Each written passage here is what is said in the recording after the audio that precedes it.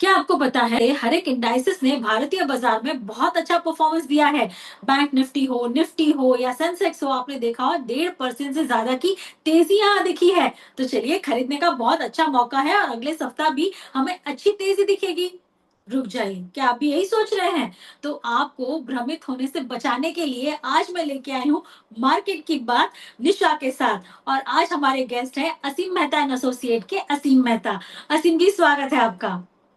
बहुत बहुत शुक्रिया। और निशा जी, मैं आपको बहुत बहुत शुभेच्छा भी दिखा दिखा रहा हूँ, क्योंकि थैंक यू अ, सर। आज आप अपने इंडिया में जो निवेशक हुए दिन प्रतिदिन बढ़ते जा रहे हैं। और बिल्कुल। आपने देखा होगा कि जो लास्ट ईयर मतलब 2 साल की अगर बात करें, तो 2 साल में हम्म। एफआई का सेलिंग अपने मार्केट में काफी एग्रेसिव रहा। फिर भी बिल्कुल। अपने डोमेस्टिक इन्वेस्टर ने इतना सपोर्ट किया कि मार्केट एक रेजिलियंस जिसको बोलते हैं हम्म। सपोर्ट दिया। और इसके हिसाब से market definitely it has gone down, but जो अग्रेसिवनेस थी वो बहुत कम थी। और मेरे ख्याल से इस टाइप के प्रोग्राम अपने निवेशकों को एजुकेट करने में बहुत मदद रूप रहते हैं। और मैं आपको बहुत बहुत शुभेच्छा दे रहा हूँ कि ये ऐसा प्रोग्राम आप अपना इन्वेस्टर के लिए देते रहें और उसको अपडेट करते रहे हैं। बहुत बहुत शुक्रिया, आपने इस सहयोग दिया। क्योंकि आज हम देख रहे हैं मार्केट की ऐसी हर एक दिन की चाल को देख के नए इन्वेस्टर हो या पुराने भी हो, कहीं ना कहीं भ्रमित हो जाते हैं और ट्रेड ले बैठते हैं और फिर उनको आर्थिक नुकसान सहन करना पड़ता है। तो इस हफ्ते हम बात करने वाले हैं मार्केट की चाल की, फंडामेंटल्स की। क्योंकि हमें लगा इस हफ्ते हमने देखा बहुत अच्छी तेजी देखी, लेकिन उसके पीछे कुछ रीजन थे। यूएस ट्रेड डील में थोड़ी पॉजिटिविटी दिखी और उसके चलते हमने देखा क्रूड में बहुत अच्छा एक क्रूड प्राइसेस में बहुत बड़ी गिरावट आई। और उसकी वजह से हमने देखा हमारे हर एक मार्केट के सेंटिमेंट सुधरते दिखे। लेकिन सही में क्या फंडामेंटल सुधरे हैं, क्या फंडामेंटल्स चेंज हुए असीम जी? और इस पूरे पूरे सप्ताह की जो मूवमेंट हमने देखी, वो आपको कैसी लगी? क्योंकि मुझे थोड़ी कंसर्न यहाँ दिख रही है कि भले यूएस ट्रेड डील यहाँ आगे बढ़ती तो दिख रही है, सॉरी, यूएस ईरान डील जो है वो आगे बढ़ती तो दिख रही है, पॉजिटिव दिख रही है, लेकिन हॉर्मुज तो फिर भी बंद हो गया है। वहां पे प्रॉब्लम्स तो अभी वैसी की वैसी ही है।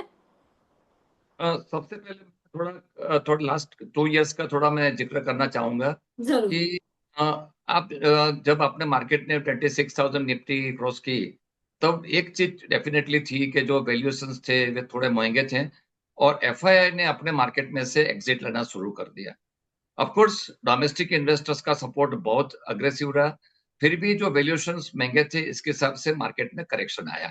और आपने देखा होगा कि जब अपना मार्केट नया लो कर रहा था, तो डाउ जोन्स और जो अदर मार्केट से वो नया टॉप बना रहे थे।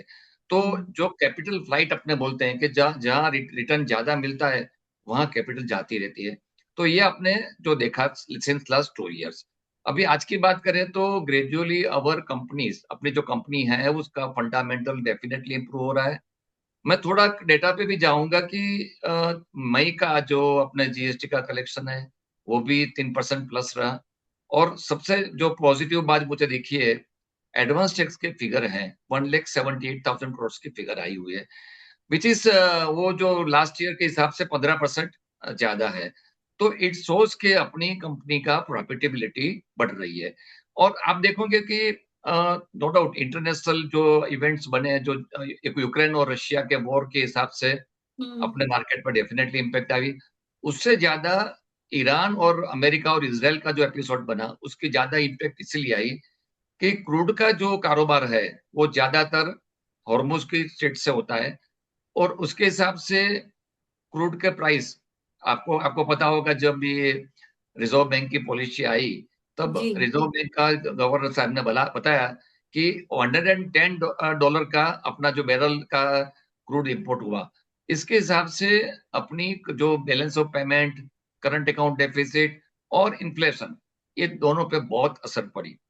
मैं एक चीज बताना चाहूंगा कि जो नया इन्फ्लेशन का रेट, जो बेस ईयर जो पहले 2011-12 था, वो हम्म। 22-23 कर दी। और इसके हिसाब से 9.38, which is very high as far as inflation is concern, wholesale price index. Even retail भी जो आरबीआई का कंफर्ट लेवल का डेफिनेटली लेवल में है, फिर भी इट वाज 3.98। तो ये कॉज ऑफ कंसर्न बिल्कुल है। लेकिन आरबीआई ने पॉलिसी ने अपना न्यूट्रल स्टांस बताया। और आगे ऊपर जो इवेंट लाइक मॉनसून, ये ईरान का वॉर, ये सब पे ध्यान रखते हुए न्यूट्रल स्टांस डेफिनेटली रखा है। फिर भी इन्फ्लेशन का जो एक बोलते हैं ना कि टेंशन आज की तारीख में भी है।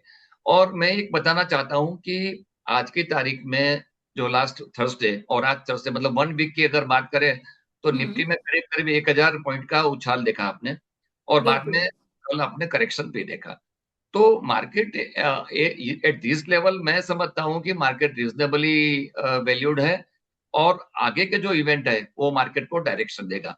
लेकिन डेफिनेटली एक मैं बताना चाहूंगा कि आपने जो भारत की इकोनॉमी ज्यादातर जो क्रूड के इंपोर्ट पर डिपेंड होती है, 85% वी आर इम्पोर्टिंग, अपनी जो खपत है उसके से 85% वी आर इम्पोर्टिंग। तो एक स्वाभाविक चीज बनती है कि अपना जो बजट है उसके भी असर पड़ती है, इन्फ्लेशन पे भी असर पड़ती है, और ओवरऑल इंटरेस्ट रेट पे भी असर पड़ती है।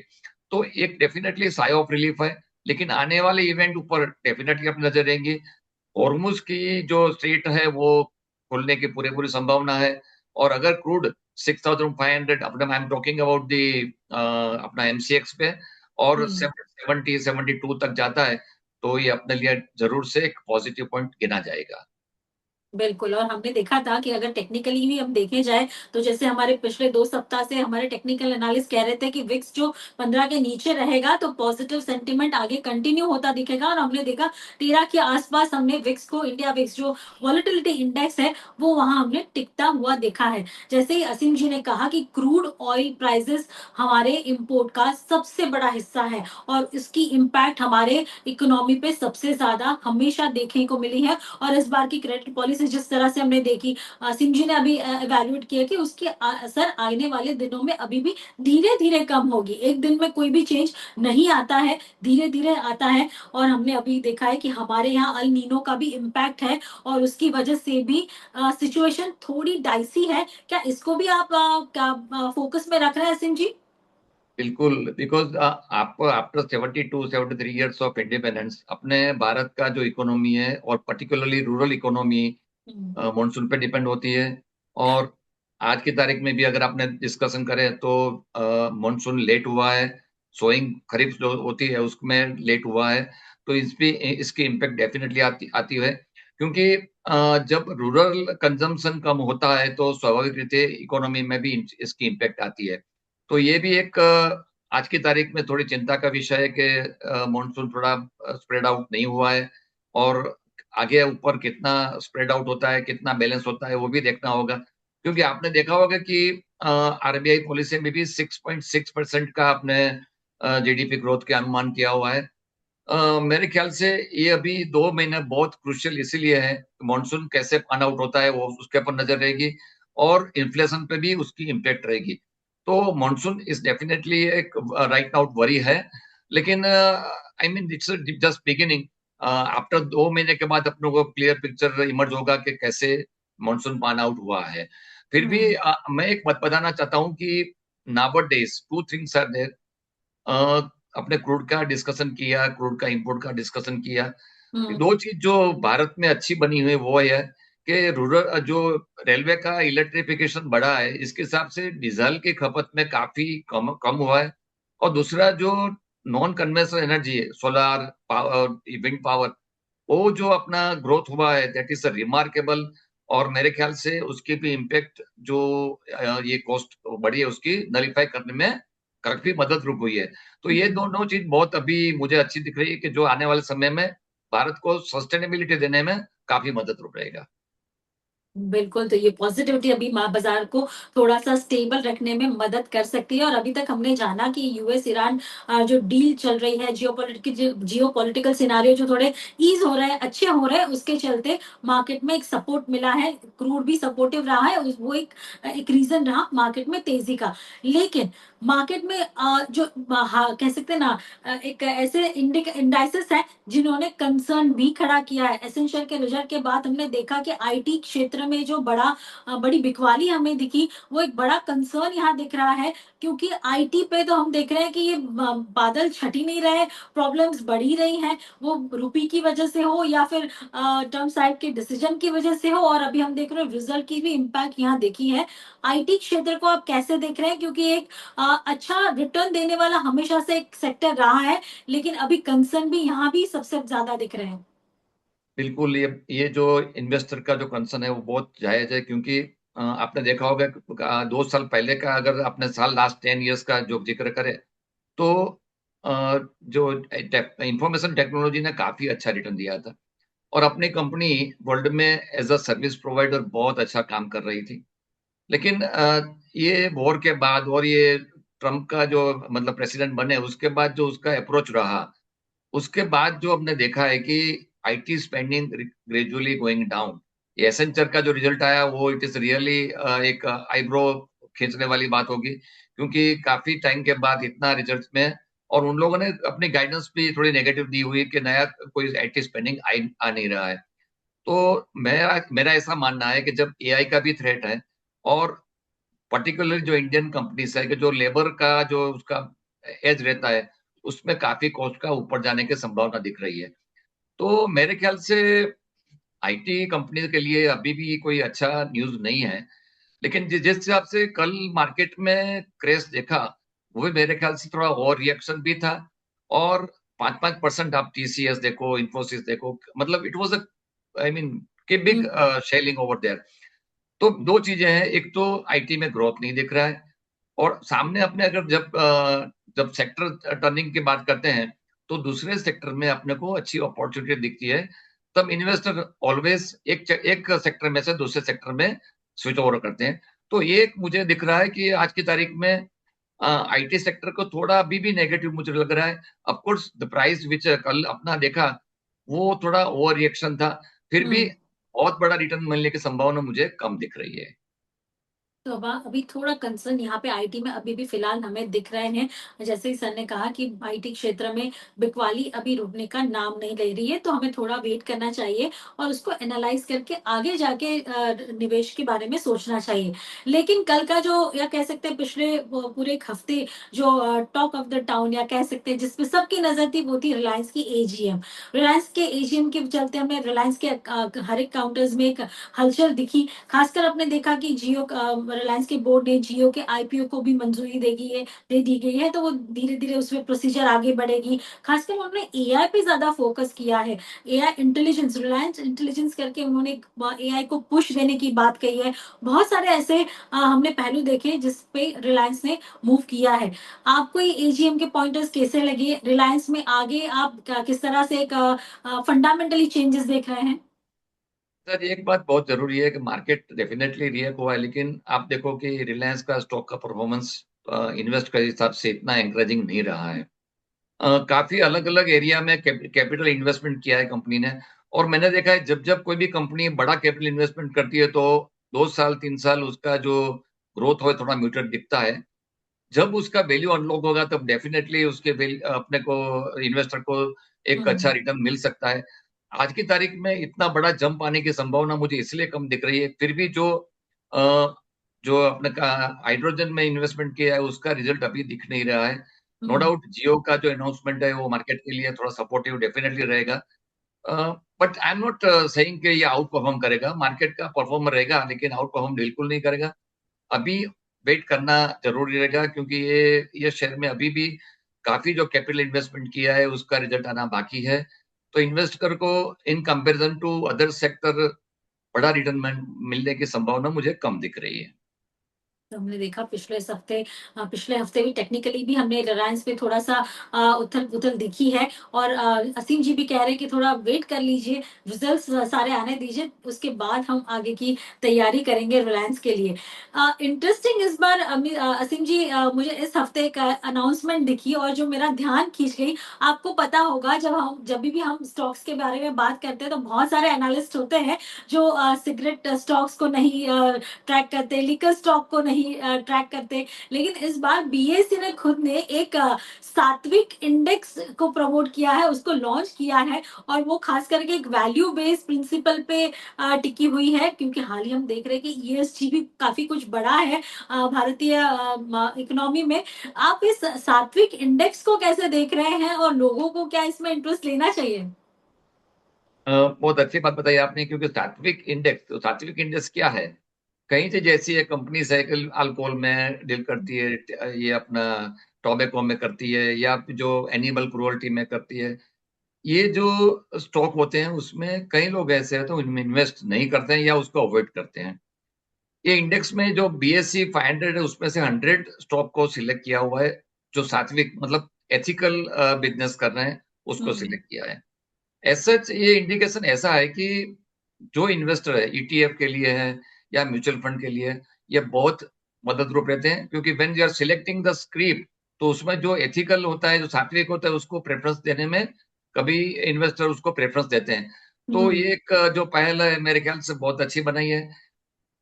और जब अपना भारत देश में जो इन्वेस्टर क्लास बढ़ रहा है, तो सब लोगों की अलग अलग चॉइस रहती है। तो आई थिंक दिस इज एक एक इंडेक्स है कि जो अपने को गाइडेंस देती है कि मुझे किस में इन्वेस्ट करना है। तो मेरे ख्याल से ईटीएफ और म्यूचुअल फंड के लिए जरूरी ये मदद रूप रहेगी। डेफिनेटली, तो इस पे हमारी नज़र बनी रहेगी। लेकिन अब आप बताइए कि आप पूरे हफ्ते को एनालाइज़ करके, हाल ही में बने सारी इवेंट्स को देखते हुए, आने वाले सप्ताह के लिए कैसे फंडामेंटली मार्केट में ट्रेड के लिए सोचना चाहिए, या अपना ट्रेड बनाना चाहिए, या कौन से सेक्टर्स आपके फोकस में रहेंगे? सबसे पहले तो देखो, एक चीज है कि now we are in the end of June का जो अपना क्वार्टर है उसमें जा रहे हैं। हुँ। तो जो अपना एडवांस टेस्ट का फिगर देखा और मार्च का फिगर, और दोनों को एनालाइज कर करके हर एक कंपनी को अपने अपने को एनालाइज करना होगा। और एक चीज मैं इन्वेस्टर को खास बताना चाहता हूँ कि जो वैल्यूएशंस काफी महंगे हैं उसको अवॉइड करने की मेरी सलाह रहेगी। और आज की तारीख में अगर अपने अपने ये डिसाइड किया कि I mean we have discuss के जो IT sector is not performing well, but उसमें अगर डेटा सेंटर का जो बूस्ट मिल रहा है उसके ऊपर जरूर से फोकस करना चाहिए। और तीसरी बात यह है कि द वे जो इन्फ्लेशन का जो फिगर मुझे दिख रहा है, it will cool down in coming months. तो अ, जो इन्वेस्टर है उसको ध्यान ये रखना है कि जो कंपनीज एक्सपोर्ट में भी जा रही है और डोमेस्टिक फ्रंट पे अच्छा काम कर रही है उसमें इन्वेस्टमेंट करना चाहिए। एक चीज मैं एडिशनली बताना चाहूंगा कि भारत ने करीब करीब 40 कंट्री के साथ ट्रेड एग्रीमेंट किए हुए हैं। नो डाउट यूएस का अपने बहुत फोकस कर रहे हैं, यूएस के साथ अभी भी बातचीत चल रही है। लेकिन उसके अलावा आपको पता होगा कि 40 कंट्री के साथ भारत ने ट्रेड एग्रीमेंट किए हैं। इसके हिसाब से बहुत सपोर्टिव रहे हैं, इंपोर्ट में भी अच्छा रहा है और एक्सपोर्ट करने में भी काफी सुविधा रही है। खास करके 15 जुलाई से यूके के साथ फ्री ट्रेड एग्रीमेंट इंप्लीमेंट हो रहा है, उसका भी काफी बेनिफिट अपनी कंपनी को भी होने वाला है। Particularly textile sector will definitely benefit. तो ये सब चीज जो इवेंट बने हैं, लाइक आरबीआई का जो पॉलिसी आ गई, बाद में ईरान और इसका अमेरिका का जो एमओयू हुआ, that is also positive point. तीसरी बात फर्स्ट क्वार्टर का अपने एंड आ रहा है, ऑफ कोर्स रिजल्ट आएंगे जुलाई महीने में, फिर भी उसकी इम्पैक्ट मार्केट डिस्काउंट करती रहेगी। और ये सब जो सेक्टर है उसके ऊपर फोकस करना चाहिए। बिल्कुल, तो अभी रिज़ल्ट से पहले की तैयारी भी आपको करनी चाहिए, क्योंकि हर बार ऐसा होता है रिज़ल्ट के बाद आपको मार्केट रिएक्ट करता दिखता है। कई बार ऐसा होता है, हमने देखा है सिंजी की काफ़ी ऐसे सेक्टर्स और शेयर्स होते हैं जिसमें अभी खरीदारी होती है, और रिज़ल्ट आने के बाद वहाँ पे प्रॉफिट बुकिंग भी हमने आता देखा है। कोई पर्टिकुलर सेक्टर आपके ध्यान में है जो इस हफ्ते खास फोकस में रखना चाहिए? एक दो चीज मैं बताना चाहूंगा ये शो पे। डिफेंस में गवर्नमेंट का एक्सपोजर काफी बढ़ रहा है, और सबसे अच्छी बात है, एक्सपोजर बढ़ा है वो अलग बात है, लेकिन अपना एक्सपोर्ट भी डिफेंस में काफी बढ़ा है। तो डिफेंस सेक्टर की जो कंपनीज है, आई मीन जो पब्लिक सेक्टर में भी है, हुँ, प्राइवेट हुँ। सेक्टर में भी है, और काफी ऑर्डर अपने कंपनीज एक्वायर कर रही है। और एक्सपोर्ट का जो अभी फोकस बढ़ा है, मेरे ख्याल से ये सब री रेटिंग होगी। और डिफेंस सेक्टर में जरूर से अपने को ध्यान रखना चाहिए, और आने वाले समय में री रेटिंग होके नया पिक भी स्टॉक में आ सकता है। दूसरी बात, रेलवे का आउटले रेलवे का आउटलेट डे बाय डे बढ़ रहा है। ऊपर प्राइस बढ़ने के बाद काफी करेक्शन हो चुका है। तो कुछ रेलवे के स्टॉक है, आरबीएनएल है, या मतलब काफी स्टॉक है, वो स्टॉक में इन्वेस्टर ध्यान रखेंगे तो उसको भी आने वाले समय में मेरे ख्याल से जुलाई अगस्त तक अच्छा रिटर्न मिलने की संभावना दिख रही है। बिल्कुल, तो ये 2 सेक्टर्स हैं जो आपके फ़ोकस में होने चाहिए और रिसर्च ये आपके लिए मस्ट है। रिसर्च करके ही आप कोई भी ट्रेड या निवेश कर सकते हैं ताकि आपको आपके आने वाले जो आपके पैसे हैं वो बचे रहें, आपको नुकसान ना हो और आपकी आपकी ग्रोथ, आपकी वेल्थ बनती रहे।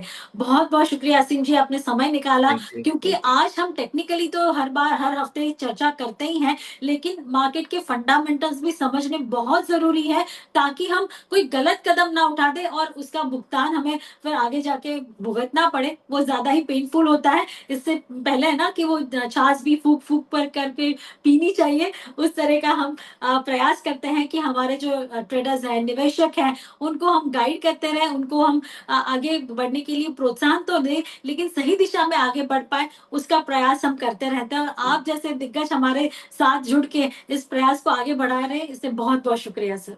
Thank you very much. और मैं एक बताना चाहता हूँ कि जो डेटास हैं एवरी डे अपने को कुछ ना कुछ न्यूज मिलते रहते हैं, उसको एनालाइज करने का है। और सेकंडली जो अपना इन्वेस्टर, भारत देश का जो इन्वेस्टर है, डे बाय डे बहुत मैच्योर हो रहे हैं। और ये टाइप ना प्रोग्राम जब आप डिटेल्स में एक्सप्लेन करेंगे तो डिसीजन लेने में काफी मदद रूप भी रहेंगे। और निशा जी, आपको बहुत बहुत मेरी शुभकामनाएं। ये प्रोग्राम आपको बहुत सक्सेस मिले, ऐसी मेरी आपको शुभकामनाएं हैं। Thank you. बहुत-बहुत शुक्रिया sir. Thank you so much.